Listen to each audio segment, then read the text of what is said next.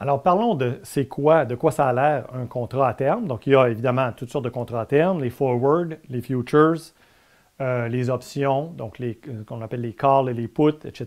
Donc, il y a toutes sortes de contrats à terme. Nous, on va se concentrer sur surtout les futures et les options. OK? Il y a aussi les swaps d'intérêt et les swaps de devises. On peut parler de ça aussi un petit peu. Mais en gros, on va se concentrer sur les futures. OK? Donc, l'idée, c'est donc, il existe un marché. Okay? Il existe un marché dans lequel on peut spéculer sur l'évolution future d'un prix ou d'un indice boursier ou du prix moyen des obligations, par exemple, fédérales. Et donc, comment ça fonctionne? Alors, supposons qu'on est aujourd'hui au temps T. Okay? Donc, aujourd'hui, là, c'est le temps T. Et que moi, j'anticipe des baisses de prix. Okay? J'anticipe des baisses de prix. Je pense, donc ça, c'est le prix ici. Là. Donc, le prix, je pense qu'il va baisser. Le prix d'un actif quelconque, que ce soit des obligations ou des actions ou là, un indice boursier, okay? Je pense qu'il va baisser. Et donc, ce que je peux faire, c'est trouver une contrepartie, donc trouver quelqu'un d'autre. Et ça, la plupart du temps, c'est jouer le rôle de ce quelqu'un d'autre-là. C'est une chambre de compensation, un clearinghouse. Donc, trouver quelqu'un d'autre qui va accepter un prix futur quelconque. Là, j'ai pris le même prix qu'en ce moment au temps T. Ça, c'est le temps T plus 1. Ce n'est pas obligé d'être exactement le même prix. Ça peut être un prix différent. Là, mais en gros, il y a un prix futur auquel on va s'entendre que moi, je peux vendre cet actif-là. Okay? Mettons que c'est une obligation à 100 000 okay? En ce moment, elle vaut 100 000 le prix de l'actif. Et supposons que j'anticipe que ça va baisser. Là, je vais prendre un cas extrême pour que ce soit vraiment PT plus 1 égale, on va dire, 90 000 okay? Donc ça, c'est un cas un peu extrême. Là. Mais bon, bref, vous allez voir pourquoi. Donc là, ce qu'on va faire, c'est que je vais m'entendre avec quelqu'un aujourd'hui au temps T pour pouvoir vendre dans le futur, donc à cette date-là, une date préétablie, au prix T plus 1 de 100 000. Okay. Le prix qui va être stipulé dans le contrat sera 100 000. Donc, qu'est-ce qui arrive concrètement si, effectivement, cette chose-là arrive? Okay? Donc, supposons que j'ai plein d'obligations fédérales dans mes coffres. Les taux d'intérêt entre maintenant et le futur augmentent. Ça met des pressions à la baisse sur les taux d'intérêt, sur le prix des actifs. Donc, le prix des obligations, effectivement, supposons qu'il baisse à 90 000, on va dire. Et donc, si ça, c'est arrivé, bien, dans mes coffres, la valeur de mes obligations a chuté dramatiquement, n'est-ce pas? Mais, heureusement, je peux aller dans le marché directement en ce moment. Donc, je peux aller dans le marché direct, rendu en T plus 1. Je peux aller dans le marché, acheter plein de ces trucs-là à 90 000 et les revendre immédiatement à la personne dans mon contrat à 100 000. Et donc, par obligation, je fais plus 10 000. Okay, plus 10 000. Si ça arrive comme ça, évidemment, on s'entend. Là, si ça arrive comme ça. Donc, ça, c'est merveilleux. Parce que là, si le prix chute, je perds dans mon bilan, mais je gagne dans mon contrat. Et donc, mon gain dans le contrat à terme a neutralisé la perte à mon bilan.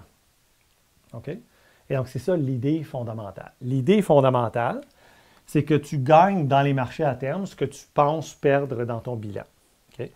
Et donc, il y a deux types de participants dans les marchés à terme. Il y a les spéculateurs purs qui ne couvrent pas du tout leur position. Donc, ce n'est pas des hedgers, comme on dit vraiment. Ils vont juste spéculer que le prix va baisser, ils vont prendre des positions courtes, puis ils vont espérer qu'ils ont raison. Donc, ça, c'est des spéculateurs. Et il y a ceux qui couvrent vraiment des positions. Donc, eux, ils vont vraiment regarder les marchés, puis ils vont dire, OK, moi, j'ai plein d'obligations fédérales à 10 ans, je veux couvrir le risque que le prix de mes actifs plonge, et donc, je vais prendre des positions courtes dans les marchés pour couvrir ce risque potentiel-là. Okay? Qu'est-ce qui arrive si, donc, à l'autre partie, l'autre personne qui a promis de m'acheter à 100 000, bien, cette personne-là, elle est de l'autre côté du contrat, n'est-ce pas? Cette personne-là a promis d'acheter à 100 000 quelque chose que, rendu à ce point-là, ne vaut que 90 000. Donc, évidemment, elle perd. Donc, la perte de l'un est le gain de l'autre, toujours. n'est-ce pas? Toujours.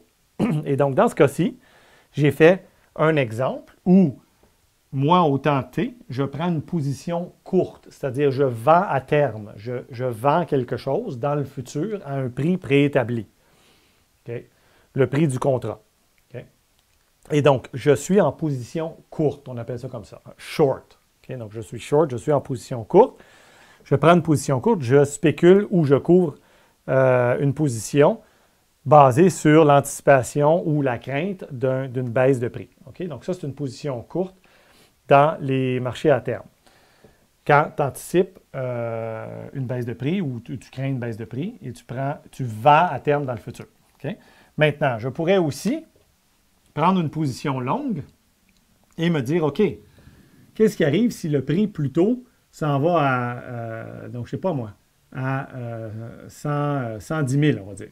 Okay, donc, 110 000 $. Et donc ici, il y a eu au temps T, plus 1, donc dans le futur, ça peut être dans un mois, dans un an, il y a eu un gain de valeur, n'est-ce pas?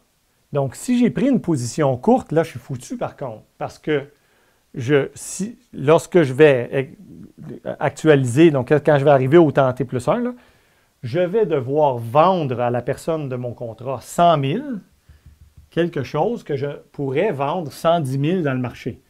Et donc, de façon classique, ce qui va arriver, c'est que je vais être obligé d'acheter à 110 000 et de vendre à 100 000. Donc, je vais en perte à moins 10 000 par obligation. Par contre, si j'avais pris une position longue dans ce contrat-là, si j'avais pris une position longue, je pourrais acheter à 100 000, n'est-ce pas? Donc, le prix du contrat. Donc, je vais peut-être le mettre en rouge, ça va vraiment clair. Donc, le prix du contrat, lui, c'est 100 000. On va dire, ça aurait pu être un autre chiffre, 105 000, ainsi de suite, 95 000, bon, n'importe quoi. Et là, on arrive dans le futur.